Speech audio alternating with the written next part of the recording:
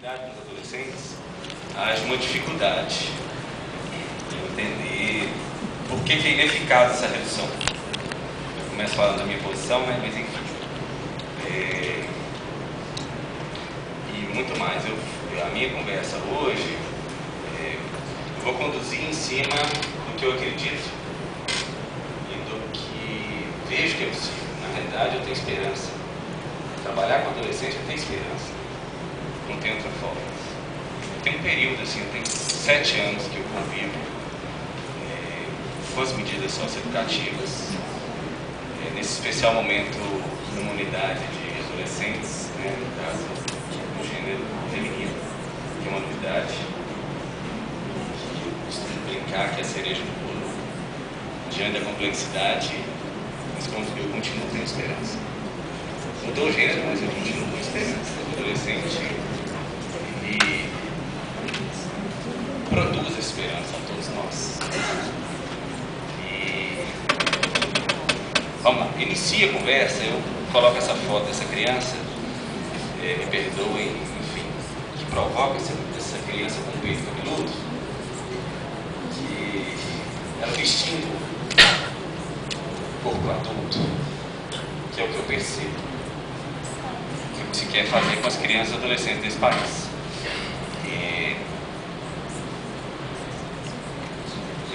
Eu furtei essa foto de um blog, uma figura que eu respeito muito, que é o Alexandre Moraes Rosa, que ele fala de uma forma muito apropriada sobre a adolescência e a do direito, sobre esse respeito.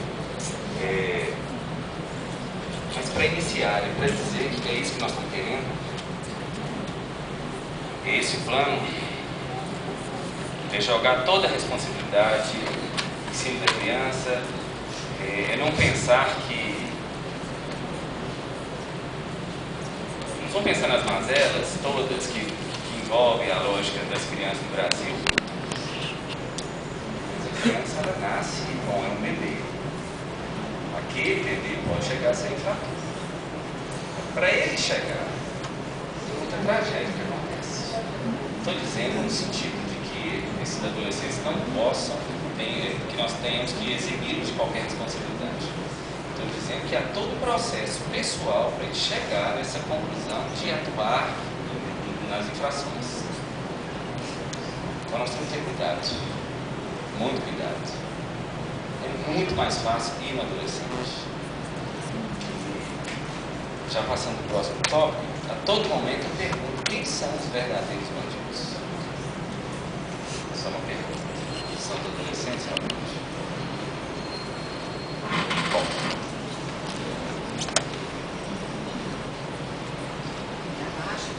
Baixo? Bom, vai melhorar.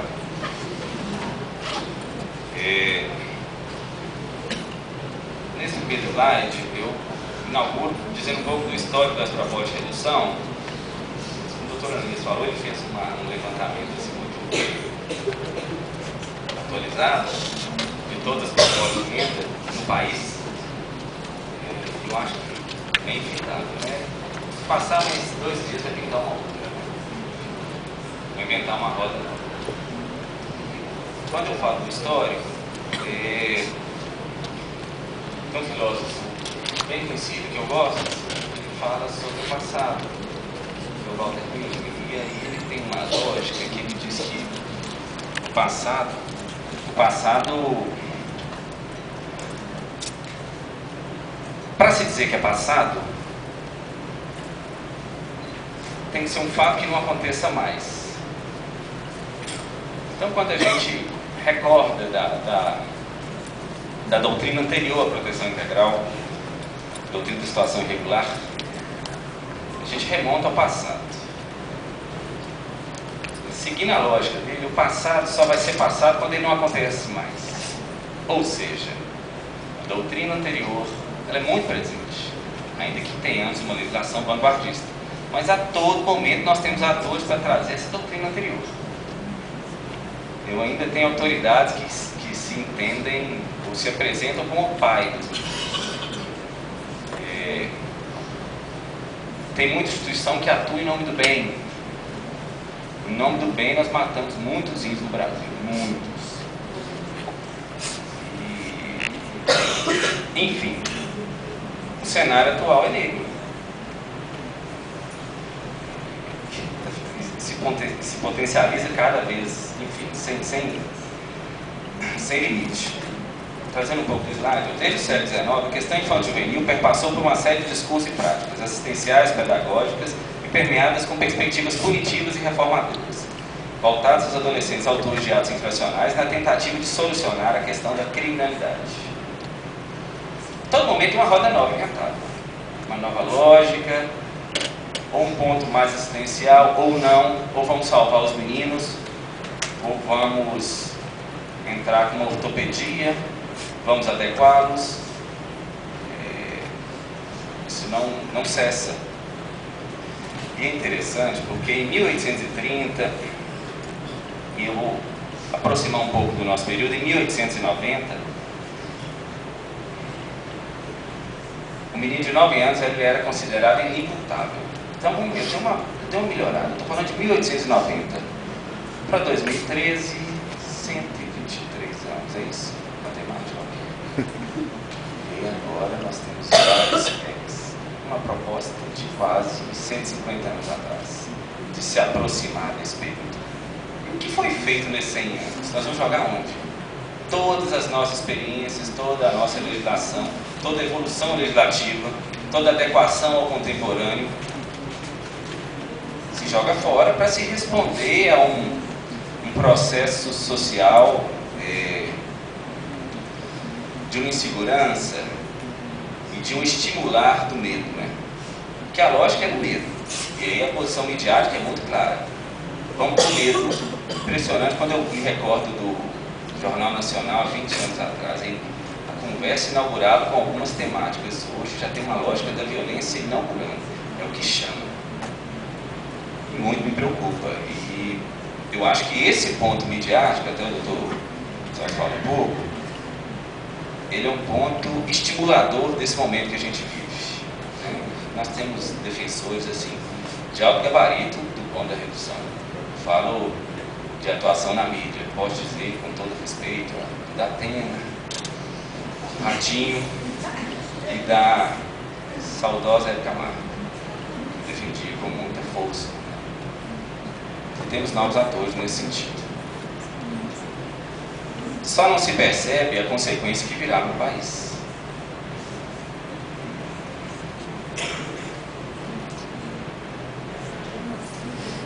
Um parágrafo que eu retomo. As ações da infância e adolescência da história brasileira se fundamentavam no vigiar, recuperar, educar e repreender. Estou falando do passado, mas está aí até hoje. É um vigiar constante, sim. Agora, enfrentar o problema da adolescência não é o ponto possível. O repreender a qualquer custo, esquecendo de onde vem, a lógica familiar. Todos, 99% dos adolescentes que eu já tive proximidade no sistema socioeducativo têm uma desestrutura familiar, podem me corrigir. Mas é impressionante, todos têm uma tragédia. E aí quando eu penso que encontrei uma tragédia aqui, aí me conta uma história muito pior. Aí um adolescente que viu a mãe ser morta. Aí tem um que viu a mãe e a tia ser morta. E aí só vai complexificando. E o que vai redundar nessa lógica que o adolescente viveu? Com essa sociedade injusta, desigual, que não preserva as garantias apresentadas aos adolescentes, que inclusive estão postas na legislação. Sobra para quem? Para esse adolescente. E qual que é a proposta? Vão punir o adolescente. Até previsível.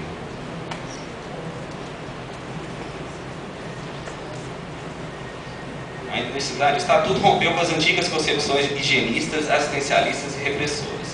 Tal rompimento se concretizou com a doutrina que notabilizou, né, a proteção integral para crianças e adolescentes. Gente, o Estatuto veio, a Constituição um pouco antes, a Convenção dos Direitos da Criança da mesma época, todas ratificando um arcabouço legislativo impressionante e vanguardista. O Brasil está à frente. Vamos implementar isso que está aí. país de primeiro, parar de buscar a maior população carcerária do mundo. Vamos seguir aquele modelo. É engraçado, né, que fazendo uma pesquisa, os Estados Unidos e a Somália não ratificaram a Convenção Internacional dos Direitos da Criança. Os Estados Unidos, aí eu lembrei, olha o protocolo de Kyoto também. Nós estamos falando da América. É esse o modelo que nós estamos querendo? Então vamos parar de fazer esse comparativo, de querer puxar do modelo americano. As mazelas lá estão muito bem escondidas, com todo o recurso que eles têm.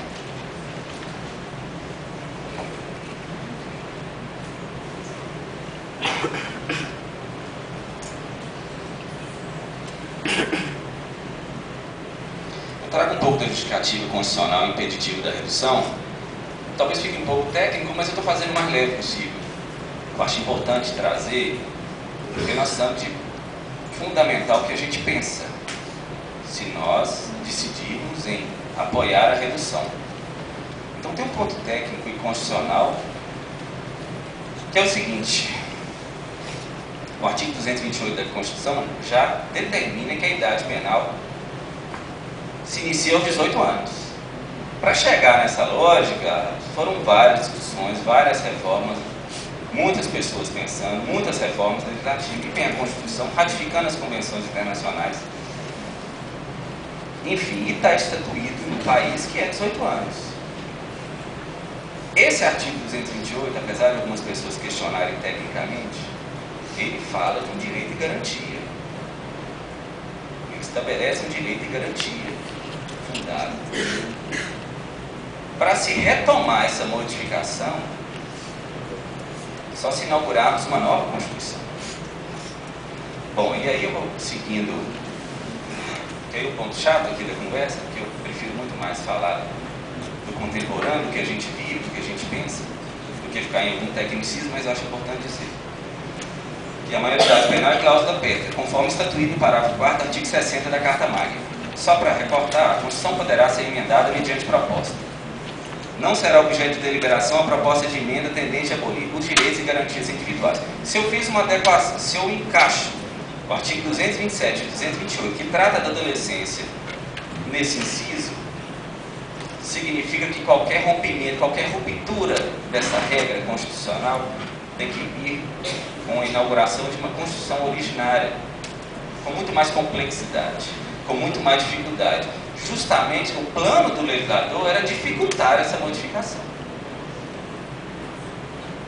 Mas ainda assim, temos muitos legisladores se unindo para poder fazer toda essa modificação. A nossa Constituição é muito boa. Ela também é vanguardista. Bom, então dizendo esse ponto, se formos considerar nesse aspecto constitucional, em razão de ser cláusula pétrea, não há discussão. Não podemos modificar dentro dessa Constituição esse ponto referente à adolescência. Isso já está posto, mas eu não podia deixar de falar.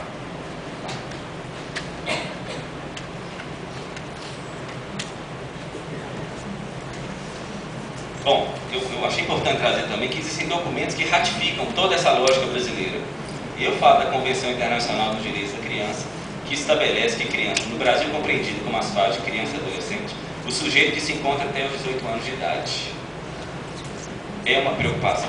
E é interessante eu dizer, e aí talvez falar um pouco da prática, do que a gente convive, do que eu já vivi, eu já fui adolescente. O tempo da adolescência é muito precioso. Como os dias na adolescência demoram a passar. Eu fico pensando na privação do adolescente e a privação do adulto.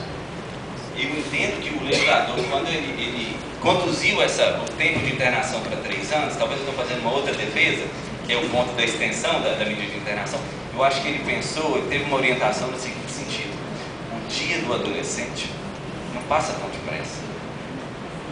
Quantas vezes nós sofremos na adolescência por determinada situação e a sensação de que ela não se findaria, assim, e o adulto ele já suporta esse tempo de um outro jeito.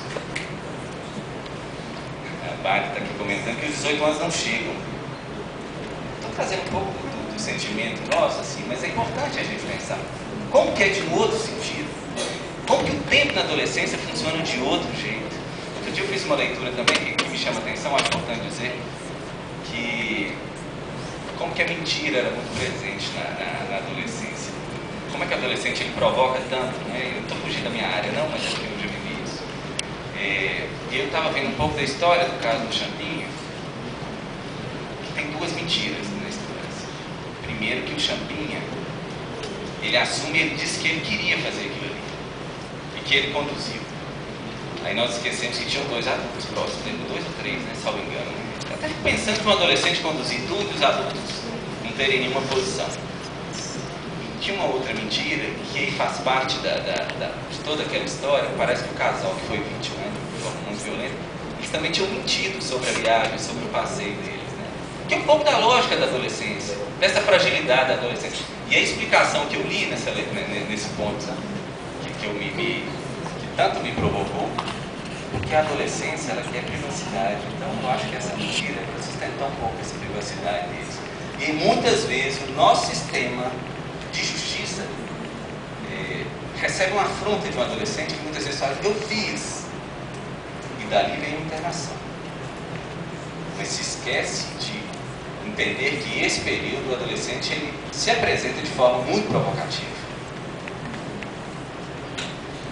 Ainda assim, o Estatuto nos preserva um pouco as instituições de decisão, que eu falo judiciário, o próprio Ministério Público, porque ele sugere a entrada de relatórios técnicos, a apreciação desse período desse adolescente, para poder subsidiar uma decisão a posterior. Bom, enfim, eu tinha que chamar a atenção um pouco disso, porque eu quero chegar e reforçar que não é à toa que o Estatuto considera a condição peculiar da adolescência. Como que ela é tão importante? Como que o parâmetro legal brasileiro interpretou e entrou nessa conversa? É um ponto subjetivo? Sim. Mas ele é imprescindível para poder conduzir a punição para um adolescente. Nós temos que entender aquele período.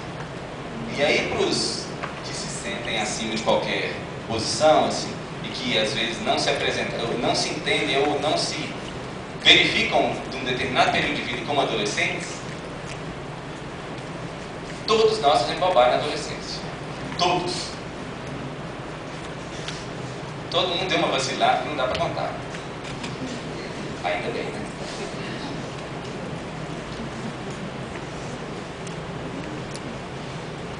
Ratificando a questão dos documentos internacionais, eu trago aqui o artigo 5º, que reforça os tratados e convenções internacionais sobre direitos humanos que forem aprovados em cada casa do Congresso Nacional em 2 turnos, por 3/5 dos votos dos respectivos membros, serão equivalentes às emendas constitucionais. Eu trago esse recorte para reforçar a importância das convenções e dos tratados internacionais de que o Brasil é signatário.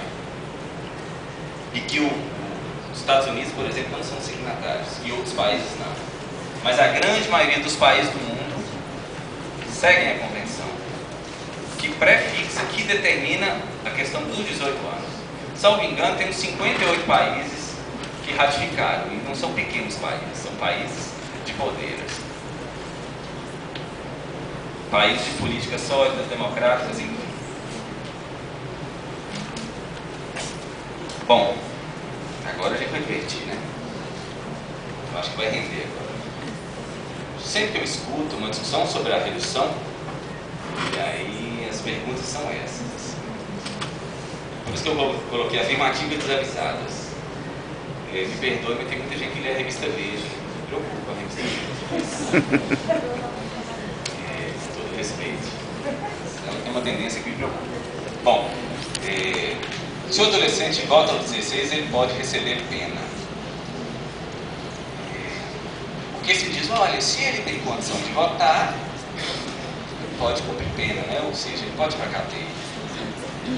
A decisão do voto aos 16 foi uma decisão política, que eu até questiono se nossos adolescentes têm o total discernimento a votar. Não sei se foi uma ideia populista de abrir aos jovens a possibilidade do voto, sem prepará-los para o voto. Né? Porque a educação do país, vamos precisar de entrar aqui, senão a gente tem um dia inteiro. Mas eu acho que foi uma entrada nesse sentido. Até quando eu vejo as marchas recentes, né?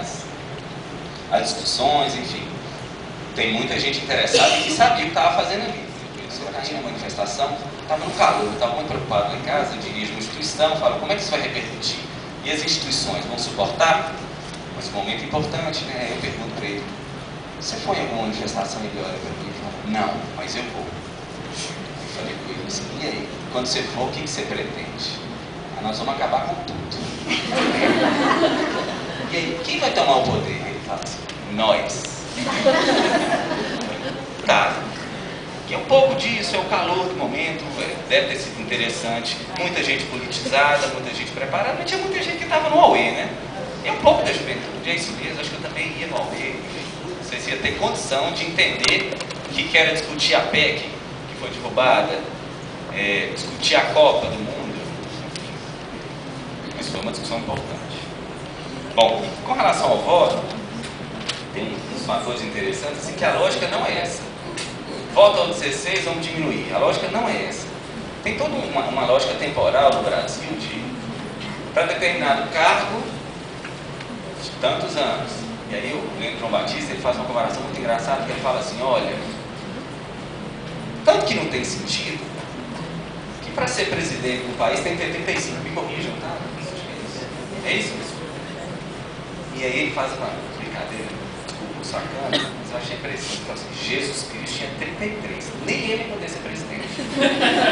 Então, gostei da provocação deles, para dizer que as lógicas tratadas com relação ao voto, com relação à redução, ou à punição, ou à pena para 16 anos, elas não andam juntas, tá? Além do mais, o voto é facultativo. A pena é imposta. Então vamos parar, né? Como é que os meninos dizem? Vocês estão me zoando. É isso? Não. Bom, esse ponto aqui, a turma da PC vai falar muito bem, eu só vou provocar. O adolescente tem discernimento, ele sabe diferenciar o certo e o errado. Eu vou dizer uma coisa para vocês, eu estou muito preocupado, porque eu tenho um pequeno de 3 anos, que ele sabe exatamente quando ele está fazendo coisa errada. Ele tem 3 aninhos. Mas é impressionante, eu estou com medo da modificação da discussão, você não vai chegar nele. Porque ele sabe quando ele está fazendo coisa errada. Olha para mim e me provoca. E aí, o que eu vou fazer? Eu já sei, vou comprar aquela fita silver tape, aquela de sequestro, vou amarrar ele. Bom, discutir discernimento com os adolescentes, eles sabem. Agora tem um ponto que eu percebo, e aí vem inúmeros atos infracionais que desencadearam uma medida privativa ou qualquer que seja. Às vezes, uma arma, eu tenho muito receio de um adolescente com uma arma na minha cabeça no trânsito. Aí não é na lógica que ele é perigoso, estou dizendo para ele, a situação é perigosa. Ele não administra a arma. Ele não administra. Então eu fico torcendo para se acontecer, poder conversar. Mas será que vai dar tempo de conversar com ele? Porque dispara antes. Não estou dizendo para eximir da sua responsabilidade. Eu estou dizendo que o adolescente não administra esse momento. E ele sabe que ele está fazendo a coisa errada. O ponto não é esse. Então, voltando, se a gente for pensar no discernimento, vamos prender todo mundo. Porque saber eles fazem, eles não têm um cálculo, não têm a consequência. E volto a dizer, não entendo que por isso eles não possam receber uma resposta estatal pela prática de um ato. Não é isso. Eu só digo que saber o que eles estão fazendo, eles sabem, eles não têm a consequência disso. Muitas vezes não tem a consequência. Que é um pouco da lógica da adolescência. E aí eu vou muito mais longe, gravidez, é tudo na falta de cálculo. Vamos lá, tá, tem informações aí. Adolescência. Hoje a informação existe, não no nível que eu queria, mas existe. Então não dá pra gente ficar preso a isso não. Falo muito mais do que é um adolescente. O que ele se propõe, como ele se propõe, do risco que ele gosta de correr. Muitas vezes eu vi menino, mas por que você estava naquela hora? Seu pai tem uma condição, por que você furtou a moto ou roubou? Adrenalina. Ele quer viver aquilo ali. Então é por isso que ele não pode ser bonito. Isso é outra coisa. Tá?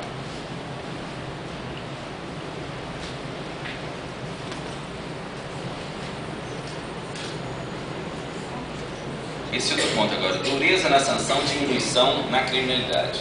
Eu estou adorando o modelo americano. Estou preocupado com o Obama, porque se ele pegar, rastrear meu e-mail, mas enfim. Minha preocupação é que eu não acho que é o ponto da dureza. Eu Eu acho que nós temos que ter uma resposta. Mas não significa que endurecer mais, a criminalidade vai se esvair, vai desaparecer. Na lógica penal não é assim. Nos Estados Unidos, com pena de morte, não é assim. A pena de morte não acabou com os atos? Não. Tem outras situações que permeiam essa prática. Agora, tem que implementar uma resposta digna, tem que ter um processo perfeito. E vou mais longe. Eu já participei de muitas decisões em que a lógica processual para se aplicar uma medida foi esquecida. Ou conduzida por uma autoridade, ou conduzida por outra. Muitas vezes tomada, a autoridade está tomada por aquela situação. O menino provocou, xingou, não, você vai tomar internação. Eu já vi muitas coisas. E aí eu vou dar a resposta. Tem que ter, eu acho que a gente tem que se apropriar mais da legislação que está aí. Nós temos que ter mais cuidado. Eu acho que o Estatuto tem muito a ensinar ao direito penal. Não ao direito penal, a lógica penal brasileira. Eu digo, como já foi dito hoje, o sistema prisional está num momento ruim. Há muito tempo, né? Eu não vejo uma solução. O Estatuto ele traz uma outra lógica, ele traz uma outra proposta. Como é que nós vamos perder isso? Como que nós vamos perder essa caminhada, todos esses anos? Como é que nós vamos retroceder? Há um avanço social, há um avanço legal, não podemos perder isso de vista. Bom, então voltando ao caso da dureza, se conseguirmos implementar o que está no Estatuto, se observarmos todos os princípios estatuídos, brevidade, excepcionalidade, atualidade, condição peculiar da pessoa em desenvolvimento, não precisamos de pensar tanto em dureza. Vamos fazer funcionar o Estatuto, vamos conhecer ele mais, vamos valorizá-lo, vamos criar instituições que possam suportar, que possam conduzir os eixos da medida. Vamos qualificar as autoridades para que se apropriem e que se aproximem do Estatuto. Aproximem do Estatuto e não se aproximem do direito penal naquele momento. Tem que se aproximar do Estatuto. A lógica do Estatuto é muito bem posta. Claro que ela busca informações do Estatuto. Do Código Penal, sim. Ok. Falando de repressão,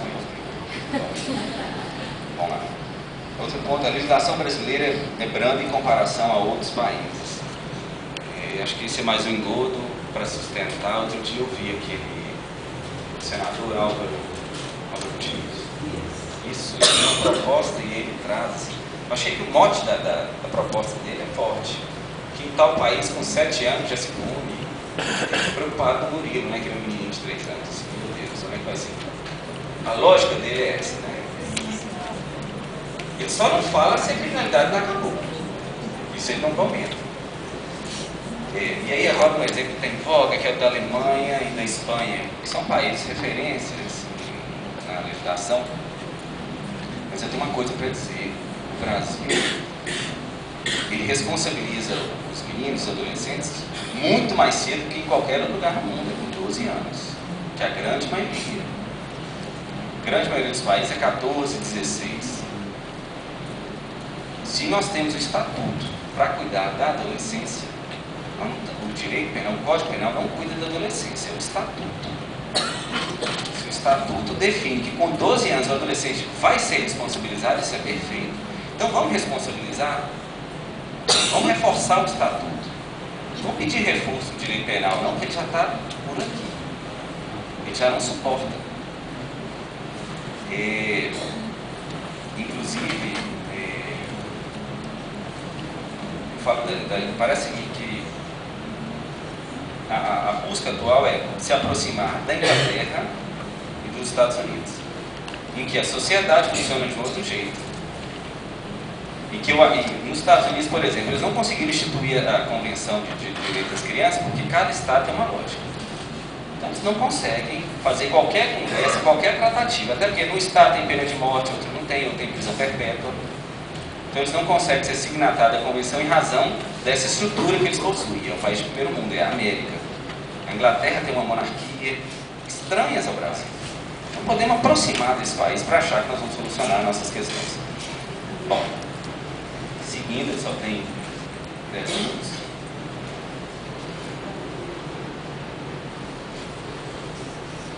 Eu trouxe esse impunidade versus inimputabilidade, que é essa grande confusão que a sociedade diz: olha, os meninos são impunes, né? Por serem inimputáveis. Vou falar uma coisa que é muito básica, assim, mas inimputável, que não se imputa a ele pena, mas ele é responsabilizado pela lógica do estatuto, ele recebe medida socioeducativa. E como o Dr. Celso tinha dito, num tempo muito mais célere, ele traz o exemplo do júri, depois de 12 anos, com 45 dias, não é medida aplicada. Qual é o nosso equívoco? Qual é o equívoco do estatuto? Não estou entendendo. Quem está impune? Acredito que o público adulto muitas vezes não recebe uma resposta que um adolescente recebe. Muitas vezes, a maioria das vezes, nós temos adolescentes privados de liberdade em situações que o adulto, muitas vezes, rapidamente, ele é liberado. E por mais, eu vejo isso a todo momento. Então nós temos que esclarecer para a sociedade, eu vou dizer sociedade leiga, ou aquela que não se interessa, ou aquela que lê muita Veja, que é alguém da Veja. Nós temos que esclarecer que não há uma impunidade. E que inimputabilidade, a conceituação é essa. Eu trouxe esse recorde do João Batista, ó, a circunstância do adolescente não responder por seus atos delituosos perante a Corte Penal não o faz irresponsável. Ele é responsabilizado, sim, a todo momento, num tempo célere, por uma legislação específica para ele, que considera toda a característica dele, a sua condição peculiar, com uma série de princípios, com vínculos constitucionais. Vamos parar com isso. Eu trouxe mais alguns recortes, agora da Karine Sposato. É brilhante na sua escrita, e no que pensar, muito interessada. Uma estrela fala um pouco da adolescência, dos dois recortes. Embora os adolescentes criminosos não sejam alvo de uma pena criminal, são responsabilizados mediante a aplicação de medidas, reforçando um pouco o do que o Dr. João Batista disse. A socioeducação, como finalidade, razão de ser das medidas legais previstas a adolescentes infratores, tem por escopo corrigir algo que a própria história da justiça da infância e adolescente comprovou. Os adolescentes envolvidos com a criminalidade são, em sua esmagadora maioria, pessoas que desde a infância estiveram excluídas das políticas sociais básicas. Eu inicio a conversa falando disso. Aquela criança, em dado momento, ela foi atravessada em sua vida por ausências familiares, de política pública, para chegar nesse adolescente, nesse autor de ato infracional. Há toda uma quebra nessa lógica dele, pessoal, que poderia ser muito mais leve. Ele não se torna infrator por acidente. Não estou tratando de pessoas que têm uma situação de saúde mental, não é disso que eu estou dizendo. Que o estatuto também se apropria, também cuida dessa situação. Eu estou dizendo que se a lógica pessoal desse menino não fosse dessa forma, ele não chegaria aí. Se eu tivesse um pai presente, se eu tivesse um pai que não agredisse a mãe, se eu não tivesse uma mãe viciada em drogas, se eu tivesse uma escola com mais exposição, que não se eximisse do seu papel, até vou fazer uma crítica, com todo cuidado, mas é que eu já vi. Eu conduzi uma casa de semi-liberdade, e aí um dia a escola me liga: seu menino está aprontando. Como assim? Tem meus meninos em casa? Como assim? Aquele menino que cumpre medida que está aqui, está aprontando aqui dentro, fumando maconha. Eu falei: olha, a escola tem que entender que se o adolescente daquela instituição praticando um ato, ela tem que se utilizar e conduzir esse adolescente no caminho correto, ou seja, chamar a polícia, enfim. Só que aquela instituição de escola tem que entender que ela tem uma autonomia e que ela tem que saber cuidar do adolescente dela. E que ela não pode se eximir de sua responsabilidade. Eu sei que essa prosa é muito complexa, mas eu digo, as instituições têm que se apropriar do seu papel. Concordo que não é fácil, não é fácil para mim também não. Não é fácil para tratar. Gente, se nós optamos em trabalhar com adolescente, é dureza. E é muito engraçado porque às vezes os colegas que trabalham comigo na instituição vêm me dizer: vem se queixar de alguma coisa, eu já falo assim: não, vem me falar que adolescente é difícil, porque todos são. Não vem conversar isso comigo.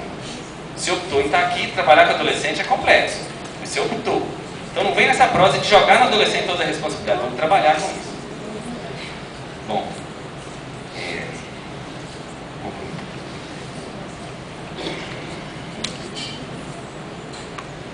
Faço uma conclusão simples, gente, mas a conversa, em razão até de todo esse evento e da finalidade dessa conversa daqui de hoje, das discussões que vão acontecer, eu faço uma conclusão talvez simples, mas eu acho importante dizer. Eu acho que nós temos que pensar em projetos que desenvolvam políticas públicas, que ratifiquem políticas públicas, antes da gente pensar em chamar o direito penal. Tem muita coisa para fazer. A todo momento eu vejo um adolescente que chega para mim que há um desfazimento de uma atuação na rede. Tem um caso que eu já acompanhei de um adolescente que agride a mãe porque o pai abusa dela e a mãe consente. E sabe quem recebeu a medida de internação? O adolescente. Cadê mamãe? Cadê papai? Veio para ela. Para cumprir a medida. Bom, é forte? É, mas é real, é do que eu vivo. Então vamos pensar um pouco mais. Eu acho que o processo atual que a gente vive é um processo de deslegitimação das garantias constitucionais colocadas, tão vanguardistas, tão prósperas, que nos possibilitam vislumbrar um futuro possível. Eu acho que o momento é de utopismo, me perdoe, porque vem de bem. Porque eu tenho uma mídia trabalhando com isso. Vem de bem entender a insegurança, o medo, a resposta dura. O problema é que quando vier a modificação, nós vamos ver medo. Aí nós vamos ver insegurança. Como diz os meninos, aí o bicho vai pegar.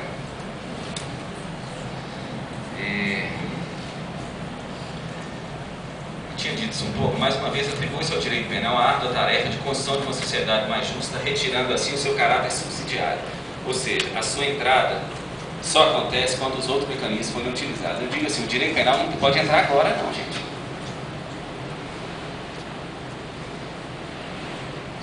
O direito penal é a última ratio, enfim, alguém que me corrija, mas o direito penal tem que aparecer no momento em que tudo já foi utilizado. Todas as ferramentas possíveis, institucionais, políticas, já foram usadas, usufruídas. A gente não pode chamar o Código Penal num clamor social. Nós estamos vivendo, eu lembrei de 4 casos, né? Champinha, falei um pouco. João Hélio, e até outro dia estava lembrando, o João Hélio ele estava sozinho, eu achei que ele estava dirigindo sozinho, eu lembrei do caso, né, do menino que praticou, que estava naquele ato. Eu entendi, eu achei que o adolescente dirigia, não tinha ninguém com ele. Ele não estava sozinho, não. Outro caso que é esse recente desse estudante que foi morto na porta de casa também por um adolescente. Nesse calor, nós não vamos conseguir fazer nada.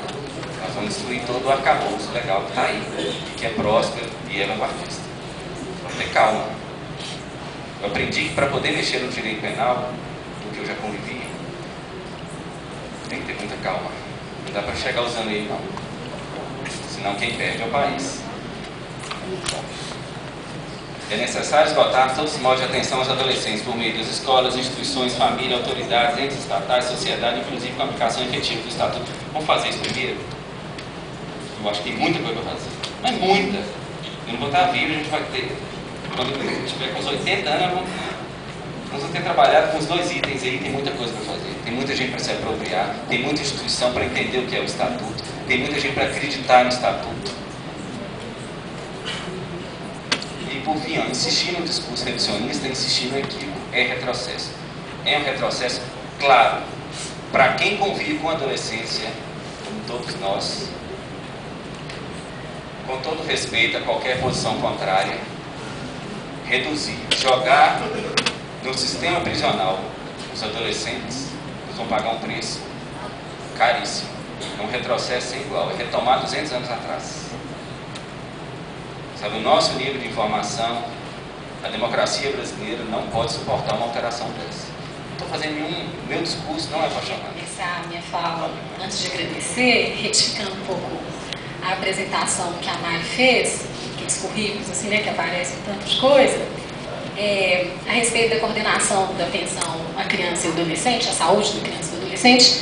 Na verdade, meu único vínculo com a prefeitura, o fato de eu ser concursada, sou uma servidora pública, então, com o novo traçado político, eu deixei de ser, escolhi não ser mais supervisora clínica da rede de saúde mental, que eu fui durante 5 anos e meio, e passei a ser uma referência técnica, uma contribuidora a assuntos vários que envolvem a criança e adolescente, mais precisamente a essa janela entre a saúde e as medidas socioeducativas. Só retificando isso, eu continuo, sim, dando supervisão aos CAPSIs, mas pelo Ministério da Saúde em algumas cidades. E, na consultoria do Conselho Federal de Psicologia para os assuntos da adolescência e medida socioeducativa, é onde, de alguma forma, eu mantenho essa janela que se abriu para mim no mundo, a partir do meu encontro com os jovens, com os dramas e com a oferta pública da liberdade assistida como uma possibilidade de cumprimento de medida. Bem, primeiro eu queria dizer que adorei que o Xavier fizesse a minha fala, ainda bem que a gente não obedeceu a Mari de inverter, porque estava dando ali defeito, né? Porque, na verdade, a gente tem que concluir, né, assim, que a melhor tecnologia continua sendo a humana e ela falha muito, que dirá os computadores na hora de uma fala, né? Então, que a gente siga apostando. E constatar, né, a primeira mentira do Xavier, né, o primeiro traço adolescente dele, então, que prevalece, ele dizer da ausência da paixão para tratar esse tema. Né? Então, eu te parabenizo por manter essa mentira. Algumas são insistentes, algumas são incuráveis. Eu queria, principalmente, agradecer o convite. Eu acho que eu escrevi quase outro texto aqui, ouvindo o Xavier, mas eu não vou abrir mão da minha conversa antecipatória, assim, que esse convite me convocou. E o tema que foi destinado, assim, agradecer por estar aqui, é a adolescência, o ato infracional e as consequências da redução da maioridade penal, ou de uma possível, né? Esse título já traz isso como uma possibilidade. Eu fui fiel a esses 3 recortes, na tentativa de transmitir ponto qualquer, né? Para além dos que eu compartilho, né, que já foram citados e que eu vou ressaltar, mas de um aspecto que, quando o convite foi feito, assim, agradecer a Eliana e a Mari mais particularmente, tem sempre um endereço para o campo psi, e um endereço preocupante, a meu ver, e que eu vou tentar dialetizar um pouco essa pergunta que pode ser endereçada ao mundo psi, para que ela não sirva as justificativas do tipo, o que é que psicologicamente esse menino poderia ou não poderia, ou que toca num ponto que o Xavier trouxe de uma forma muito interessante, sobre o entendimento, né, do que ele seria capaz de entender ou não entender, e isso pudesse definir o que pode ou não ser atribuído a ele enquanto resposta estatal. Então, a psicologização do mundo, assim como transformar questões subjetivas numa certa miserabilidade humana que diz respeito a condições socioeconômicas, ela é tão grave quanto. Né? É preciso que a gente parta de um pressuposto básico, assim, de que as consequências dos dramas, né, das tragédias ou dos dramas, definem mesmo algo, mas a gente tem uma brecha de liberdade, ela não é determinante, não é um determinismo em si, né? Ou seja, é possível se dar várias respostas a partir de uma vivência de uma tragédia subjetiva, né? Que é, na verdade, a gente querendo ou não, né? Alguns são mais graves, alguns são mais tocantes, né? Alguns têm não espaços elaborativos, não recursos elaborativos, assim, elaborativos no sentido de inventar uma forma de viver apesar da dor ou da tragédia vivida, mas não necessariamente, né? Essa tendência que a adolescência contemporânea carrega ao ato, e uma tendência inerente ao adolescer, né? Ela exige da gente inventar saídas diante das políticas públicas para que o adolescente, né, apesar de não existir nada mais humano que o crime, né, e da possibilidade do crime se inserir em qualquer vida, adolescente ou não, mas que eles não sejam condenados a esse aprisionamento do ser criminoso. Né, diante da pergunta do que sou, que a adolescência instala de forma contundente, da ausência de resposta, às vezes dizer eu sou X, ainda que seja eu sou bandido, né, me colocam numa posição existencial mais confortável para viver. E a grande dificuldade é pensar qual oferta, né, que o nosso país, que as nossas cidades, que os nossos movimentos urbanos destinam às pessoas que vivem, né, esse cruzamento de dificuldades subjetivas, esse tempo da vida. Né. Então, agradecer o convite é dizer também que ele me alegrou por vários motivos. O principal deles, pela oportunidade de retornar a um campo e espaço de discussão que, na verdade, nunca me abandonou. Algumas caras aí, né, já me alegram. Não é só uma honra para mim estar aqui, eu sempre parto do pressuposto, em qualquer lugar que eu vou falar, que tem a ver com essa interlocução jurídica, né, ou com o Ministério Público, ou com o Judiciário. Acho que eu nunca fui numa casa exclusiva da Defensoria, mas enfim, né, pelo Brasil afora, de que é preciso quebrar um certo jargão de formalidade.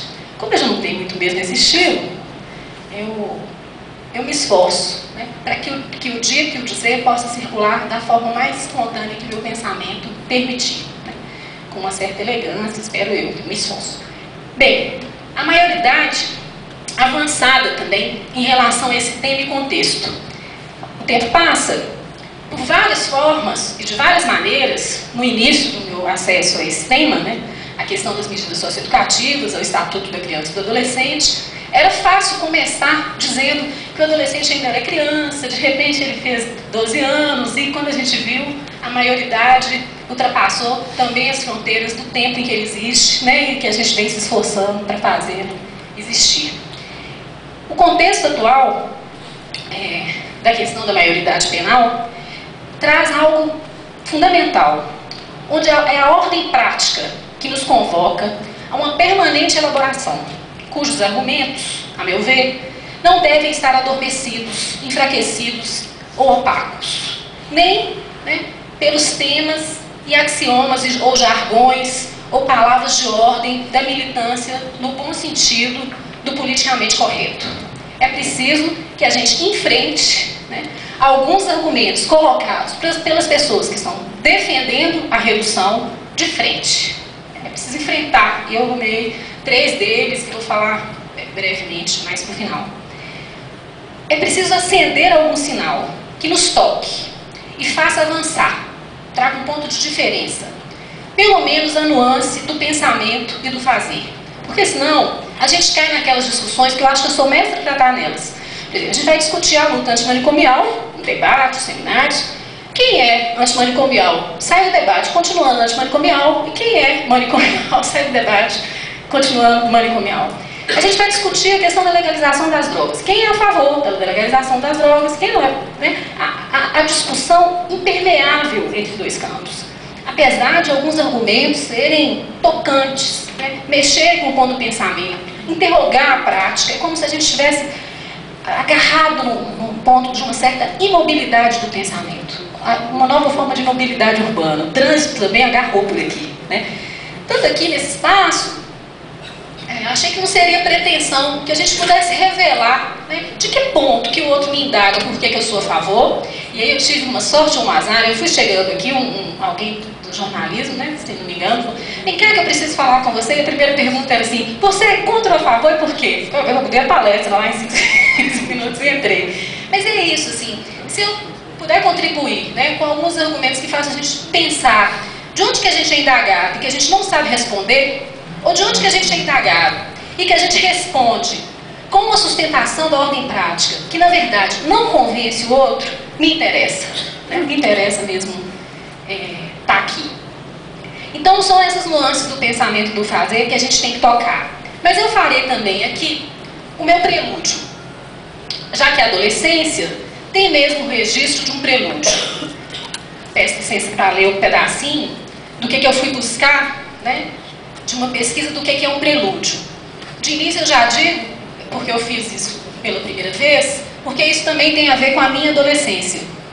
Eu li, na minha chegada em Belo Horizonte, eu sou do interior e vim estudar, que uma fórmula fatal para passar no vestibular seria estudar ouvindo música clássica muito alta. Bem, eu segui essa risca. Pelo menos há 2 anos, tenho um filho de 17 anos, indo agora fazer vestibular, Ele estuda ouvindo rock and roll e eu nunca pude dizer para ele, desliga esse som, porque isso atrapalha a sua concentração. Esse foi um ponto de transmissão materna. Então a minha maioridade foi marcada por um prelúdio. E o que é um prelúdio?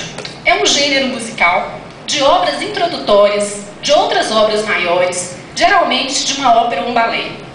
Difere-se da abertura, por antecipar temas da obra que antecede. Normalmente, nas aberturas, os temas não se repetem no decorrer da obra. Na época medieval, por exemplo, os aludistas tocavam o prelúdio como uma forma de aquecer, de preparar a tonalidade, de dar um tom ao que vai chegar. Na época de Bach, o nome prelúdio era usado também para a introdução de uma fuga. Eu adorei esse tema musical e a fuga na adolescência, do prelúdio. Em música, uma fuga é um estilo de composição e imitativa de um tema principal, com sua origem na música barroca. Na composição musical, para fazer essa alusão à adolescência, a última, para não cansar vocês, é alguma coisa que aparece por repetidas outras vozes e entram sucessivamente em cena e continuam de maneira entrelaçada. Começam com um tema declarado por vozes isoladamente. Então essa segunda voz, cantando o mesmo tema, numa outra tonalidade, faz com que algo se desenvolve e consiga ou não entrar num acompanhamento. As vozes restantes, a cada uma, iniciam finalmente o que seria o tema. O restante da fuga desenvolve então um material posterior, utilizado por todos. O que é importante demarcar é que nessa forma, a fuga é uma forma de variação sobre um tema, variando o tom, o ritmo e especialmente a voz, com o uso de imitação, assim como o uso de um tema retrógrado, de inversão do tema, ou se espelhando no que virá, como se a gente pudesse ir modulando algo.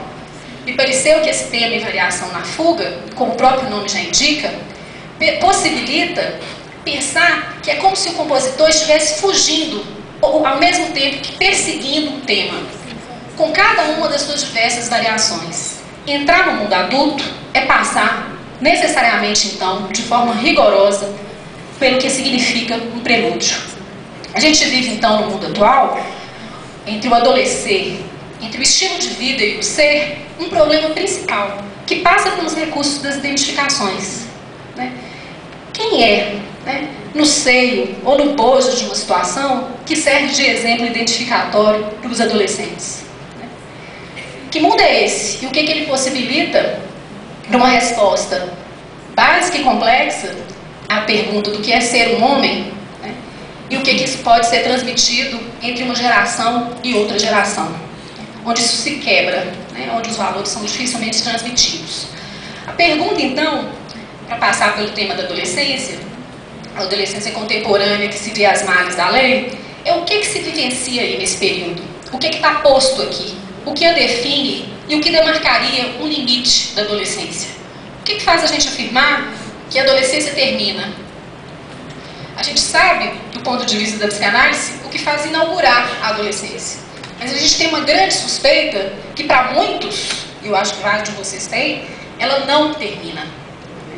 Então a conclusão desse subtítulo que eu faço, que é o adolescer entre o estilo de vida e o ser, seguindo a encomenda da Mari e da Eliana, é pensar o que seria a definição do término da adolescência, o que demarcaria, em termos subjetivos, ou do mundo psi, a maioridade da subjetividade, o homem grande. Bem, o adolescente tem uma tarefa de entrada. E para a gente ter ideia do nível de complexidade, são duas perguntas que instalam a gente na vida, que a gente passa a vida inteira mesmo por responder. A primeira, apesar de gerar para os estudiosos da psicanálise, por exemplo, do Lacan, um seminário inteiro de discussão, ele dá duas dicas que podem ser traduzidas em perguntas. A primeira pergunta que a gente se faz na adolescência é o que o outro quer de mim. De onde o outro me chama? Que ponto é esse que está instaurado um desejo do outro em relação à minha chegada na vida que vai fazer ou não diferença para a vida, né, dele, para o campo social?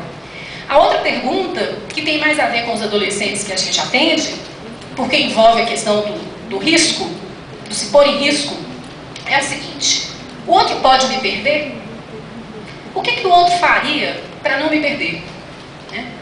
E para isso, os adolescentes são um paradigma, não que a gente ainda não sustente isso, né? As mulheres nem sabem o que elas fazem para saber se o outro pode ou não perdê-las, é se emprestar o próprio corpo a essa cena, né? Para ver se o outro diz, não posso, volte aqui. Né? A pergunta, então, em relação ao que o outro quer de mim, ela nos permeia, nos marca a vida, e a gente pode ir seguindo algumas pistas, porque elas são sempre enigmáticas. Mas, para alguns sujeitos contemporâneos, essas perguntas parecem de chofre, na cara. O que o outro quer de mim? Nada. Ou o famoso tanto faz. Eu duvido que alguém aqui nessa sala já não tenha entrevistado uma mãe de adolescente, onde a questão da ausência total do desejo em relação à vida dele não tenha aparecido. Né?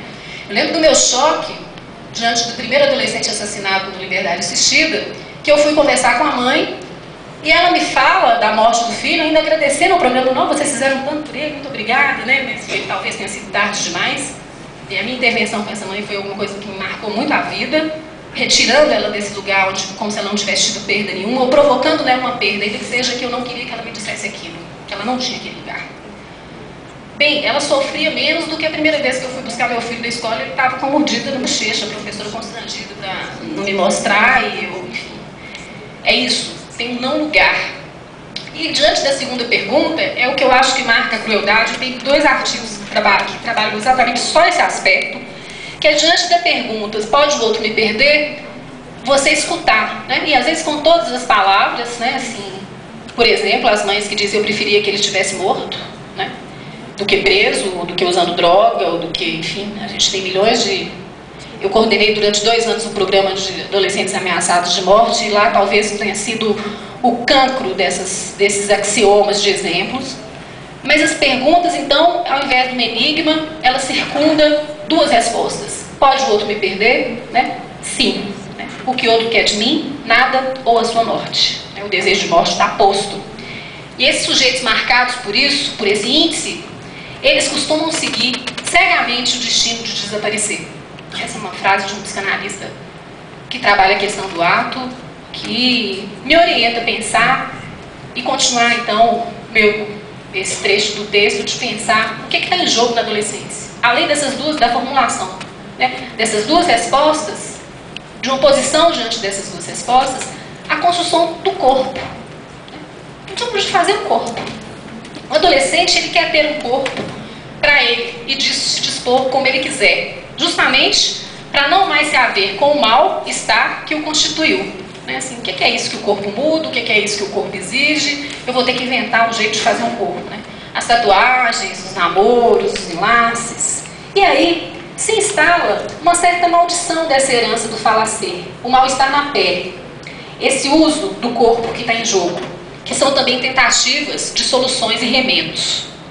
Pensar a tendência a agir que tipifica a adolescência está ligada a essa incompletude dos processos identitários, a dificuldade de mobilizar em si recursos de sentido, um sentido para a vida, para o corpo, para as relações, que permitam encarar os restos, né, que o mundo exige de um outro modo. Agir, então, nessa adolescência e nesse contexto, é uma tentativa psiquicamente econômica para escapar da impotência, de transformar em ato uma impossibilidade de dizer as coisas ou de transformá-las. Eu faço, eu sou, eu posso, eu tenho, né? Ainda que com uma arma, ainda que com uma gangue, ainda que como chefe do tráfico, né? Se empoderar disso na ausência das palavras que faltam. Dessa forma, o corpo toma a palavra para restaurar uma fronteira entre o sujeito e seu mundo. A marca traçada, às vezes sobre a pele, fala por procuração para dizer o abismo que o sujeito às vezes se encontra e o esforço dele para não ser engolido pelo mundo. A gente pode pensar aqui, sem fazer nenhuma apologia à violência, que a entrada de alguns adolescentes nesse circuito significam isso, alguma coisa que fazem com que eles não se desanimam diante do sentimento de vida. Ou seja, um ou outro adolescente se lançar à luta é uma forma de continuar vivo. Do aumento do suicídio entre os adolescentes, que já requer do Ministério da Saúde um programa que tem sido gestado há 2 anos. Eu não tenho esse dado aqui. O único dado que eu tenho e posso passar com segurança é o aumento de 300% do índice de suicídio entre crianças de 9 a 13 anos. Isso não é um número qualquer para um país como o Brasil, onde a morte já é um tópico, né? Então, o ato não é só uma forma de se rebelar contra o outro.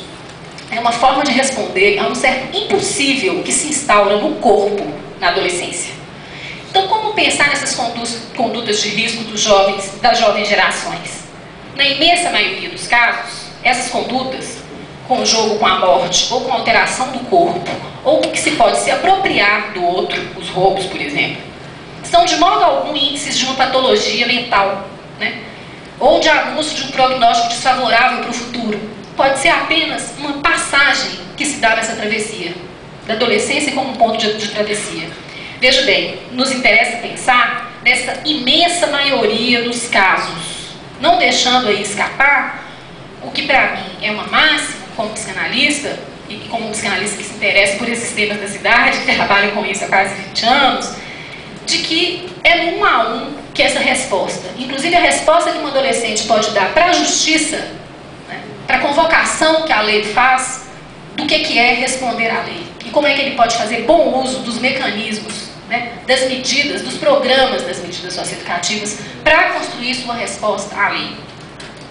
Mas é preciso considerar que seria um erro grave avaliar as manifestações na adolescência como as manifestações da idade adulta, porque isso não levaria em conta uma certa distorção dos processos de um desenvolvimento mental. Odeio essa palavra, desenvolvimento mental, mas não achei outra. E tive que então me traduzir.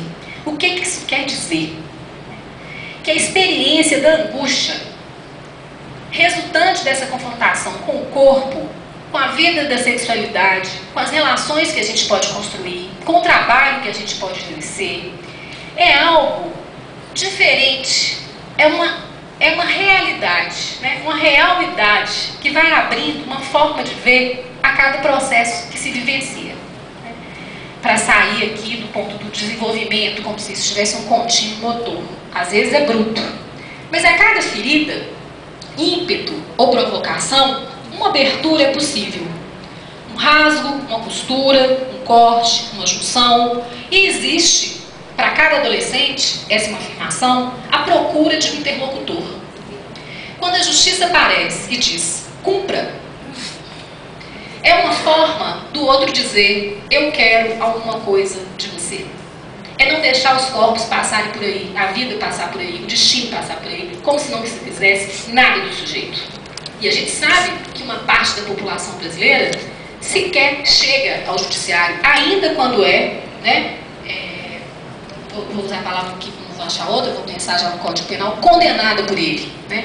Eu não sei, a minha experiência agora é com a entrada da saúde no CIA, né, no centro onde a gente disponibiliza 2 técnicas para acolher os adolescentes em medidas protetivas, mas é fundamental pensar uma coisa que eu acho, pelo menos minhas outras interlocuções no Brasil já apontam isso também, a fila de espera para busca e apreensão, os adolescentes que não aparecem para cumprir medida porque acham que ali não está colocado nada. Então tem alguma coisa ainda que é da ordem, se tem o sintoma da judicialização ou criminalização da adolescência, tem algo ainda que é pior do que o sintoma. Os adolescentes abandonados a qualquer sorte, os deixados morrer, né? Um estado de exceção que se congela nas periferias das grandes cidades. Na atualidade, então, essa é uma questão importantíssima. Eu estou aqui tentando me imitar, vou deixar então de falar dessas tentativas de existir, mais do que de morrer quando o ato se insere, e da possibilidade que a gente tem para dizer para cada adolescente que ele pode se inventar, que ele não está tão determinado pelas tragédias que o marcou, assim como cada um de nós. Que tem algo ali que pode escapar ao pai, ao ódio, à miséria, alguma coisa, alguma brecha, um interlocutor pode apontar.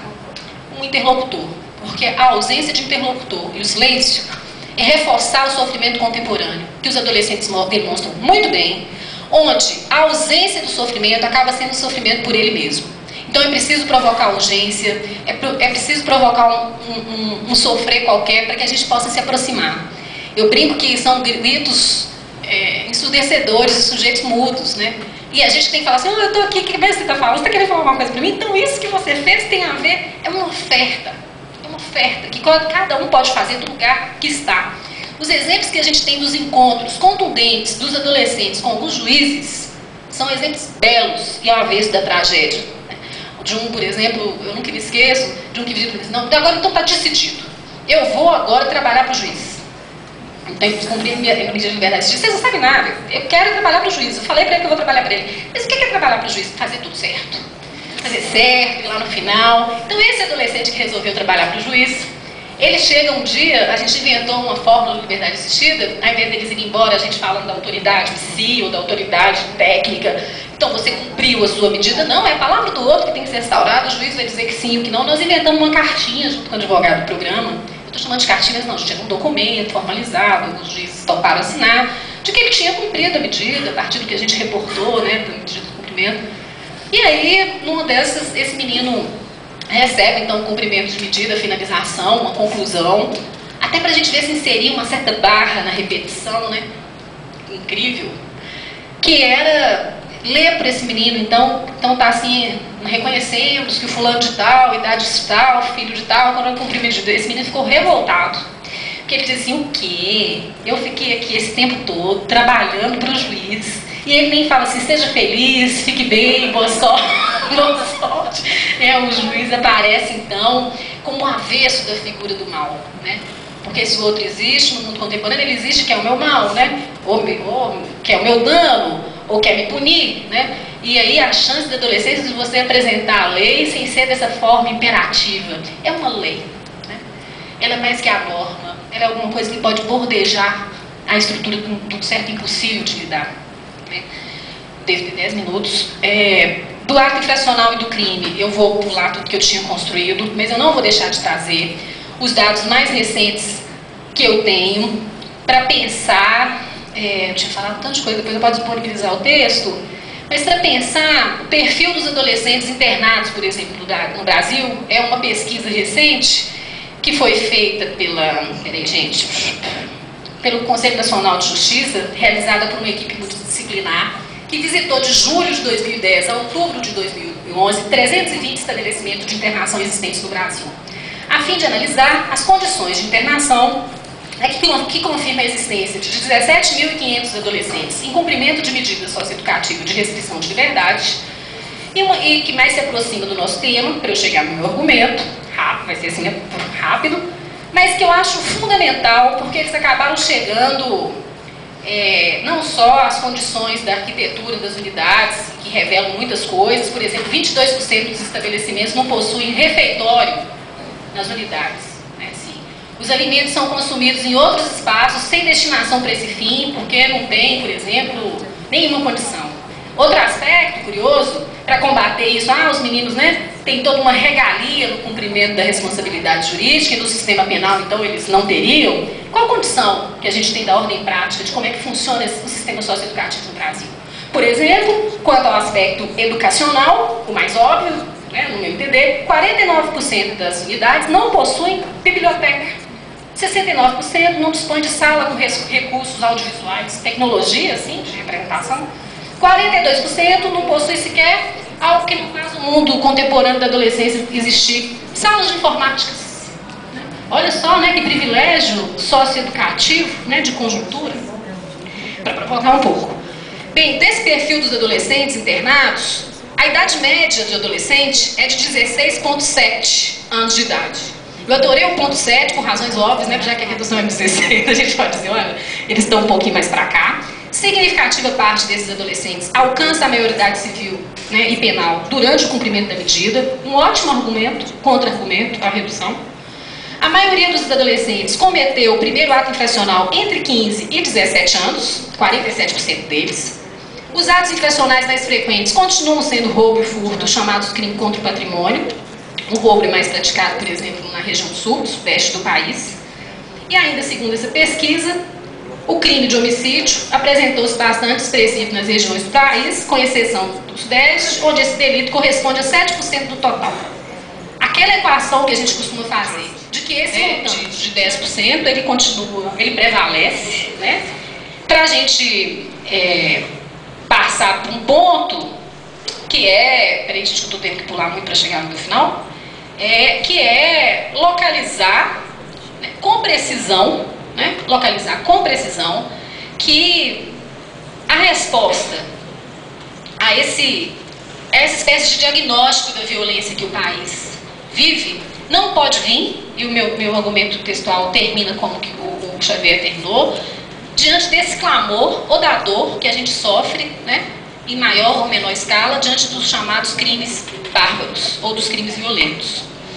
Uma das soluções foi, por exemplo, São Paulo construir uma unidade exclusiva para os adolescentes, que na verdade o Champinha que inaugura, né, tem um artigo sobre essa unidade, eu tenho um artigo sobre ela, eu pesquisei, escrevi, publiquei, onde a ideia era uma unidade que foi acolhida inclusive pela Secretaria de Saúde, exclusiva para os adolescentes que cometiam crimes graves, pressupondo que eles tinham uma patologia psíquica posta, que está posto em alguns casos, né, em alguns raros casos, mas está posto, que é a segregação da segregação, e que acaba funcionando sem nenhuma indicação de laudo médico, a ponto da USP e de umas outras faculdades que ajudaram, uma outra faculdade que eu esqueço o nome, ajudarem a construir essa unidade, se retirarem do processo de construção, porque os adolescentes iam para lá com diagnósticos estapafúrdios entre a debilidade mental e o diagnóstico inconcluso de alguma das psicoses, né? E eram apreendidos, então, quais? Né? O mundo psi servindo a alguma coisa muito íntima dele, desde o seu nascimento, para atestar que uma patologia justifica o crime, e só a única resposta, o aprisionamento, né? O isolamento a uma proteção social. Esse diagnóstico, então, da violência do país no foco dos jovens entre 15 e 24 anos, baseado nos dados do Sistema de Informação sobre Mortalidade do Ministério da Saúde, mostra, por exemplo, que apesar da queda da mortalidade da população em geral, um bom dado para o Brasil, né, de 633 em cada 100 mil habitantes em 1980 para 568 em 2004, a mortalidade juvenil, ao contrário, só aumenta. De 128 a cada 100 mil jovens em 1980 para 136 em 2008. A maioria dessas mortes juvenis, 76% delas, é causada por fatores externos, principalmente por homicídios, responsável por 40% dos óbitos juvenis desde 2008, né, analisado então por esse estudo. Para ver que esse marco do aumento da criminalidade no Brasil, de 98 a 2008, o número total de homicídios registrado, e quando eu falo registrado, porque, né, para a saúde esse critério é óbvio, né, é certidão de óbito, passou então de 41.950 para 50.133, o que representa um aumento de 20%. É preciso querer saber disso. A fábrica de encarceramento no Brasil está funcionando eficazmente. O Brasil continua, então, no velho jargão, que eu nem adoto tanto, mas me ficou irresistível, fechando escola e abrindo presídios. Como se não bastasse os jovens serem assassinados, né, na sua maioria negros, né, pobres, né, da periferia da cidade, um verdadeiro genocídio nacional, que coloca o Brasil na frente em números do que a guerra em países que se estabelecem em guerra há mais de 30 anos. Os últimos dados divulgados, eu peguei isso também para trazer para vocês, não vou deixar de falar, vou cometer uma pequena infração com o tempo, pelo DPEM, que é o Departamento Penitenciário Nacional, apontaram que o Brasil fechou o primeiro semestre de 2012 com um total de 577 mil presos, um montante superior em 34.995 detentos em relação a dezembro de 2011. Assim, de acordo com esses levantamentos, em apenas 6 meses, a população carcerária brasileira cresceu 6,8%, o que representa um crescimento carcerário de todo ano, o que é uma taxa absurda, uma taxa que tem a ver, por exemplo, com o tipo de crime que a gente produz, né? Que é o aumento da criminalidade com a questão das drogas, né? E o tanto que se encarcerou os jovens que estão em várias escalas de envolvimento com a questão do uso das drogas. O crescimento do número de presos no Brasil é espantoso. Nessa última década, então, houve um aumento de 78% no montante desse encarceramento, seguindo uma lógica, né, de um modelo que os Estados Unidos, por exemplo, tenta se livrar arduamente, que foi do encarceramento em massa de também jovens negros no envolvimento com o tráfico ilegal de drogas. Bem, é preciso pensar que se a gente considera os últimos 23 anos, e como eu sou uma mulher que costuma se afogar em números, fiz questão de trazer isso aqui, o crescimento chega a mais de 500%, sendo que no mesmo período, toda a população brasileira aumentou apenas 30%. Bem, eu pulei o ponto da contribuição da psicanálise e a questão do crime, porque me interessa acentuar como argumento de fala que, se não bastasse eles estarem morrendo, aprisionados mais ainda não seria uma solução.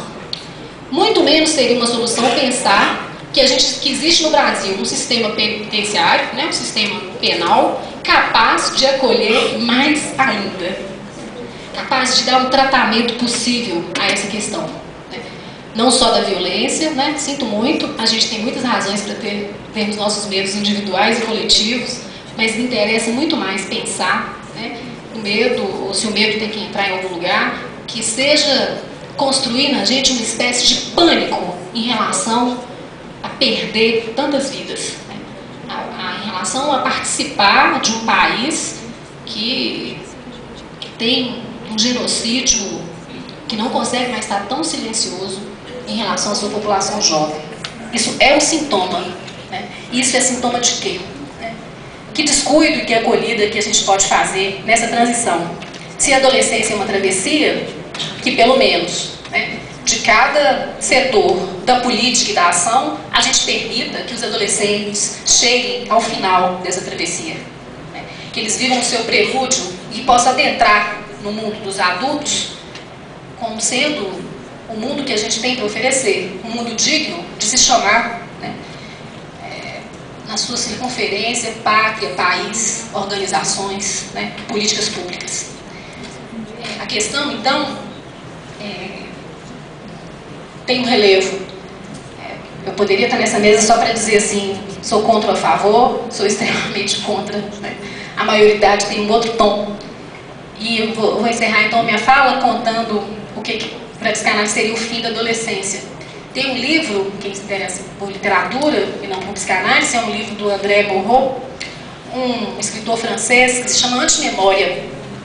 Foi dali que, de uma frase, de uma passagem do livro, que o Lacan retira o que seria a idade adulta, entre aspas, que é o André se encontrando com um capelão, amigo dele, numa das suas andanças pelo interior da França, e ele resolve perguntar para o capelão: em todo esse seu período de confissão, o que você aprendeu sobre os homens, ou com os homens?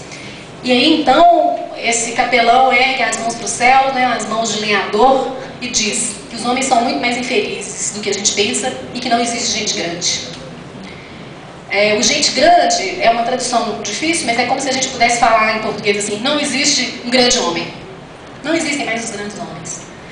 E aí é que está a questão. Independente da idade que se tem, os 3 anos do filho do Xavier, os 17 do meu, né, eu não vou falar a minha idade, não vou me pular, ou os 50 de alguém da plateia, o que a gente tem que pensar é que ser um homem grande, ou um grande homem, está na condição de se responsabilizar por uma forma, por um jeitão de ser, que ninguém mais pode encarnar no mundo a não ser a gente mesmo.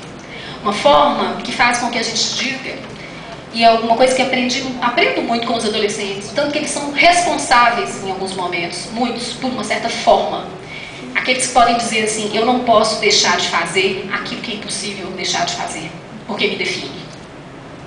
Esse seria o grande homem, aquele que não abre mão da construção do seu traço íntimo e de fazer laço com isso. É como se a gente tivesse alguma coisa no jeito de ser que a gente não pode dividir com ninguém, nem com quem a gente ama. Muito menos, só um pouquinho, gente, que fechou aqui.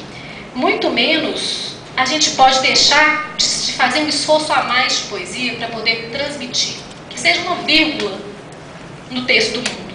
Mas sem isso, sem essa ruptura, que a adolescência pode ou não inserir, porque a adolescência é um trabalho.